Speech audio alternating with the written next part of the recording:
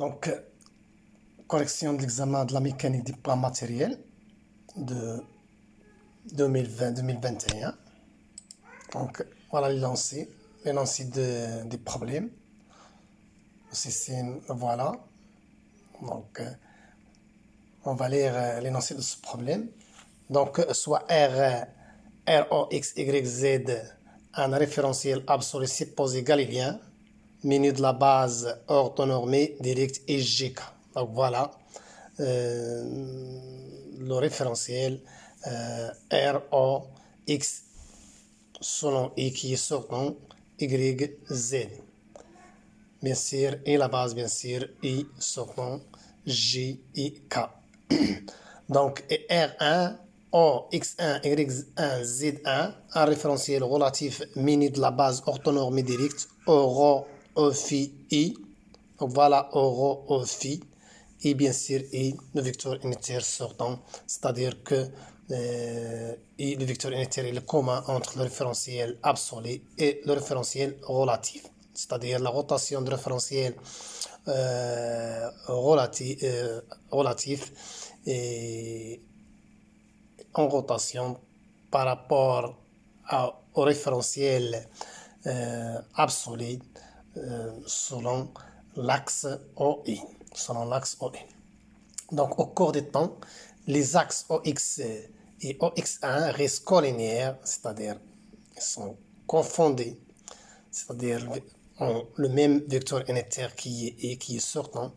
Dans le plan vertical YOZ, un tige circulaire de centre C et de rayon A est maintenu fixe. Voilà, un tige qui est circulaire, qui est maintenu fixe et qui est bien sûr vertical, donc engendré par le plan YOZ. D'accord? Donc, un anneau M, voilà le point M comme anneau, un anneau M de masse petite m glisse sans frottement sur la tige circulaire. Il est repéré par OM est égal à 2A sinus de phi selon euro. Et l'angle de rotation, c'est l'angle compris entre J et bien sûr le vecteur unitaire OM, voilà l'angle phi. On désigne par temps N et la base de Fresnel comme l'indique la figure N et le vecteur dirigé vers le centre de cercle. Voilà la base de Fresnel, temps N et qui est sortant, bien sûr, avec N, il est dirigé vers le centre de cette tige qui est circulaire. L'accélération de la pesanteur est-il que G est égal à moins G, selon K, et la vitesse de rotation de R1 par rapport à R est donnée par oméga de R1 par rapport à R est égal à phi point selon I. Voilà l'énoncé des problèmes. Donc voilà l'énoncé de problème. O, si l'origine de deux référentiels R et R1 ont la même origine, et bien sûr, l'angle de rotation de R1 par rapport à R est égal à phi point. Et le vecteur position dans les deux référentiels, soit dans la base référentiel absolu ou bien référentiel relatif OM, puisque O est commun entre les deux référentiels. Donc, on a même vecteur position qui est OM est égal à 2A sinus de phi selon euro. Voilà. On entend bien que toutes les expressions doivent être exprimées dans la base euro au phi K.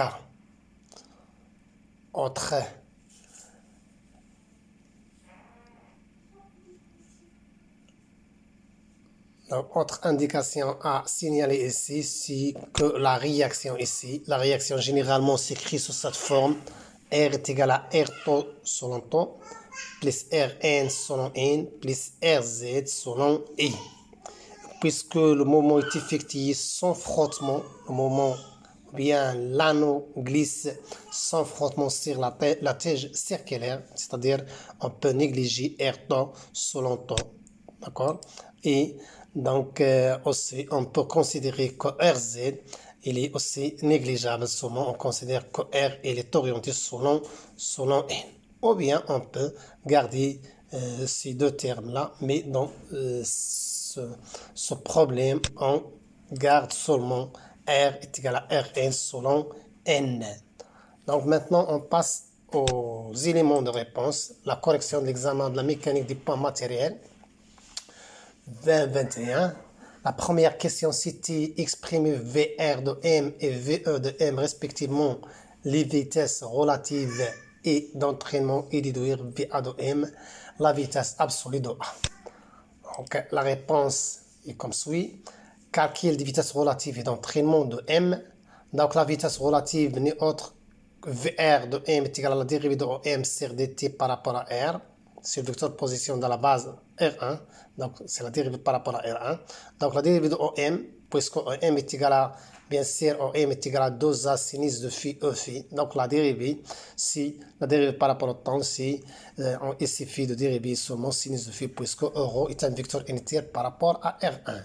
Donc la dérivée de ce vecteur position, c'est 2A phi point cosinus de phi selon E selon euro. Voilà l'expression de la vitesse relative. Alors maintenant la vitesse d'entraînement, l'expression de la vitesse d'entraînement de M, c'est dérivée de OO par rapport au temps dans R1, plus, dans R, ici dans R, ici c'est dans R, ici dans R, voilà. Voilà. Ici, la vitesse d'entraînement de M, c'est la dérivée de OO par rapport au temps dans R, plus oméga de R1 par rapport à R vectoriel OM. Donc ici, c'est égal à 0, bien sûr, si la dérivée d'un vecteur nil, il reste seulement oméga, c'est phi point I vectoriel OM qui est égal à 2A sinus de phi E phi. Donc I vectoriel euro est égal à E phi.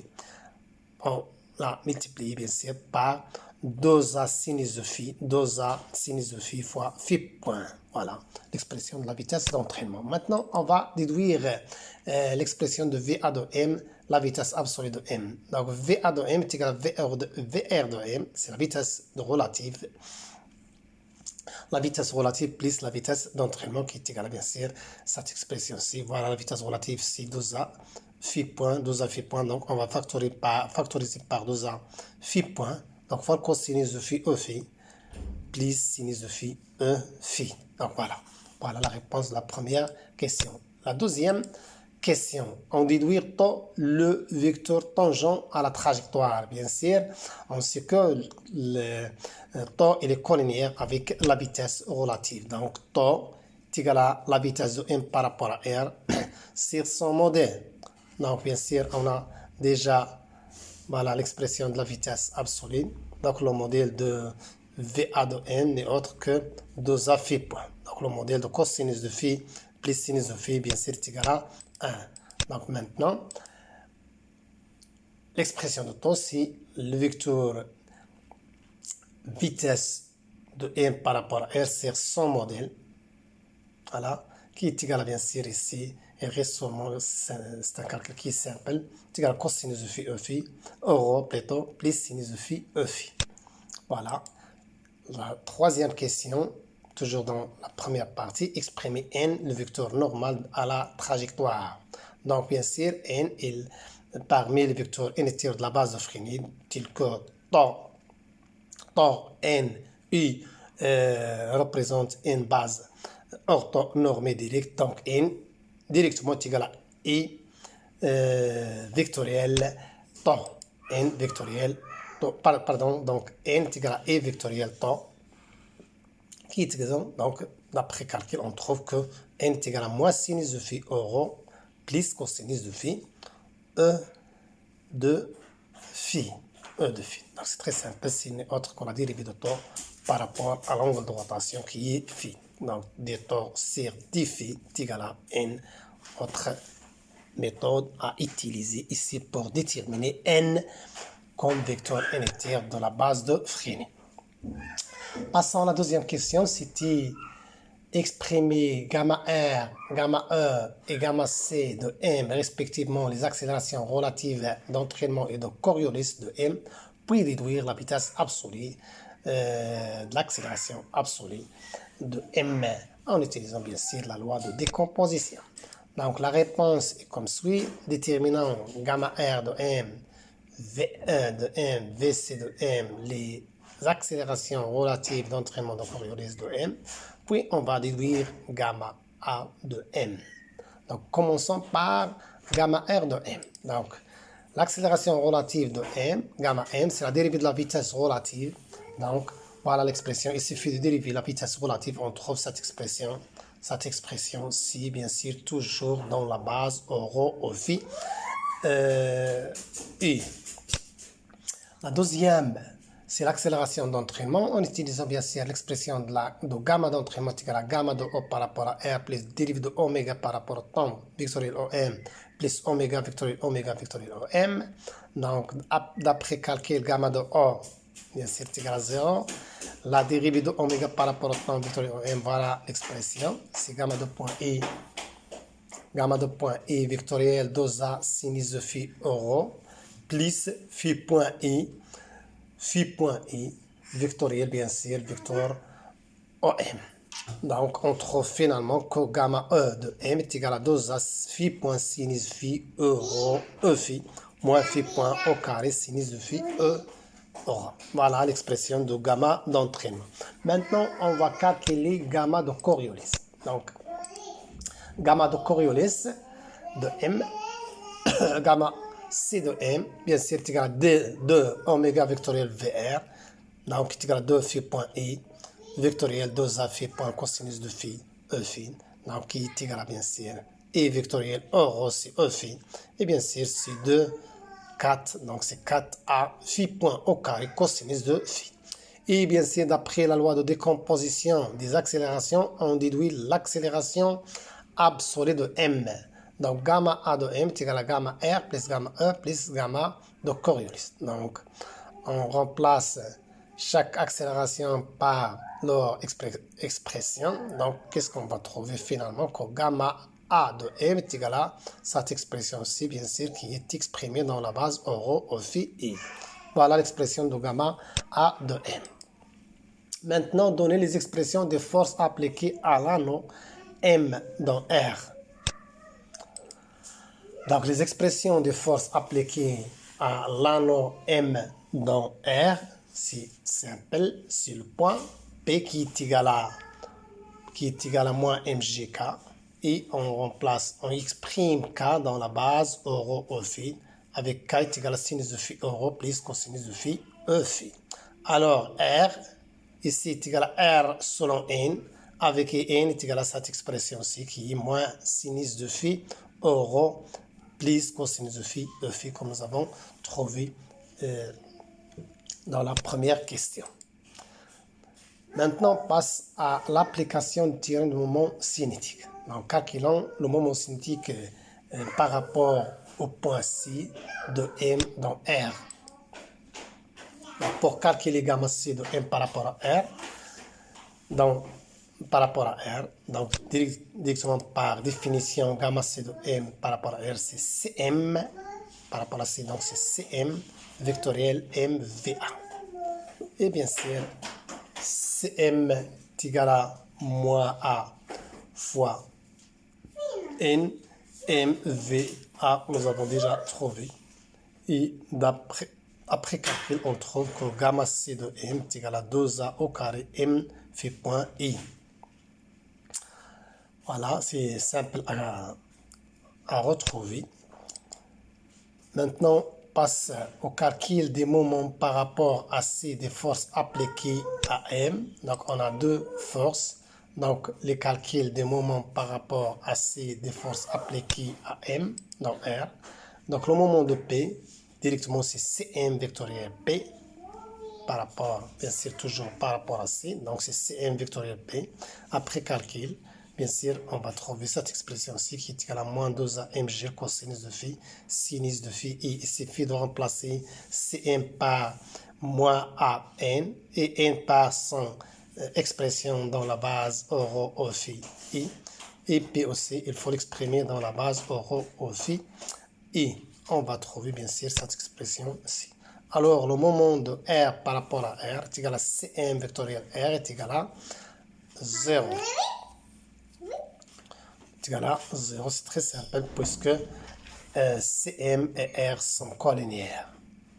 Voilà l'expression des moments des forces. Maintenant, passons à l'application du théorème de moment cinétique. Et en appliquant le théorème de moment cinétique, montre que l'équation différentielle des moments de M peut s'écrire sous la forme suivante. Donc, phi de point plus 2 plus G sur 2A sinus de phi est égal à 0. Donc, en utilisant bien sûr le théorème de moment cinétique pour retrouver cette équation ou bien pour trouver cette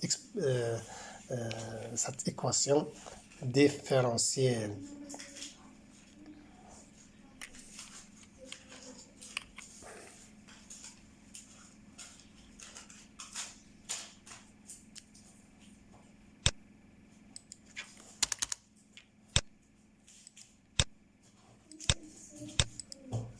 Donc, en appliquant le théorème de moment cinétique par rapport au temps, donc la dérivée du moment cinétique par rapport au temps est égale à, bien sûr, déjà on a trouvé le moment cinétique est égal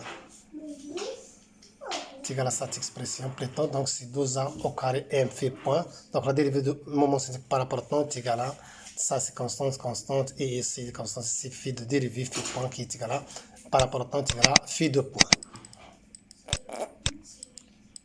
Voilà, la dérivée du moment cinétique par rapport au temps est égale à 2a au carré m phi de point fois i. Et bien sûr, la dérivée du moment cinétique est égale à la somme du moment des forces, c'est l'énoncé bien sûr des théorèmes de moment cinétique bien sûr par rapport à un référentiel qui est galiléen. Donc la dérivée du moment cinétique par rapport au temps est égale à le moment des forces de P plus le moment des forces de R. Donc d'après, on va identifier les deux termes, on trouve que la dérivée du moment cinétique par rapport au temps est égale à cette expression, vous le voilà. Et bien sûr, dériver la somme des moments de force, le moment de R est égal à 0, il reste seulement le moment des points qui est égal à cette expression-ci, moins 2a m, g cosinus de phi selon V. Et on trouve bien sûr, en simplifiant par A par 2a, qu'est-ce qu'on va trouver?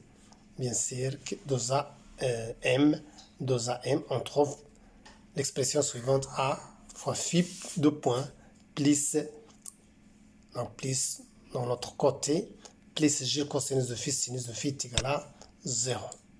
Voilà l'expression de, voilà l'équation différentielle des mouvements de point M. Et si on utilise bien sûr les approximations, ou bien sans approximation, ici sans approximation plutôt, donc voilà, seulement ici 2 cosinus de phi est égal à sinus de 2 phi, donc je remplace ici pour retrouver et je divise par A pour trouver l'équation, la forme de l'équation différentielle bien sûr, qui est un moment qui est dans un oscillateur le long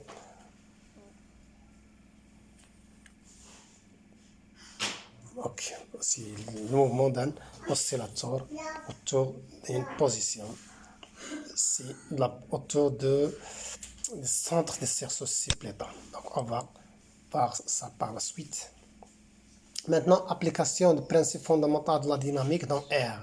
En projetant le principe fondamental de la dynamique sur R, retrouver l'équation différentielle des mouvements de M.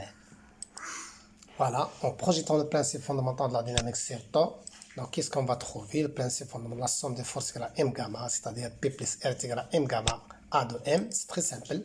Et bien sûr, l'expression de P, le voilà, que nous avons déjà trouvé, aussi de R, le voilà, et gamma A, on a déjà trouvé l'expression de gamma. Donc voilà, l'expression, bien, le principe fondamental de la dynamique exprimé dans la base rho phi U. Maintenant, on va projeter ce principe fondamental sur temps. Donc, bien sûr, temps déjà trouvé l'expression, on a déjà trouvé l'expression de temps. Voilà temps, voilà le principe fondamental répété ici. Donc, temps est égal à cette expression. Donc, la projection de ce principe selon temps. Donc, qu'est-ce qu'on va trouver? On va trouver tout simplement ici cosinus selon euro. Donc, on trouve moins mg moins r sinus de phi cosinus de phi plus donc selon euro quoi est égal ici est égal donc ce terme fois le cosinus aussi fois le cosinus voilà ici cos au carré ici sin co au carré voilà et aussi on va multiplier par sinus de phi e phi produit scalaire de sinus phi e phi. Qu'est-ce qu'on va trouver? On va trouver l'autre terme qui est moins mg plus r cosinus de phi sinus de phi, voilà.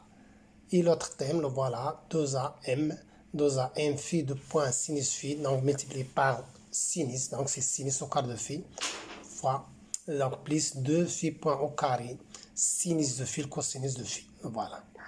Et voilà la projection du principe fondamental de la dynamique sur temps.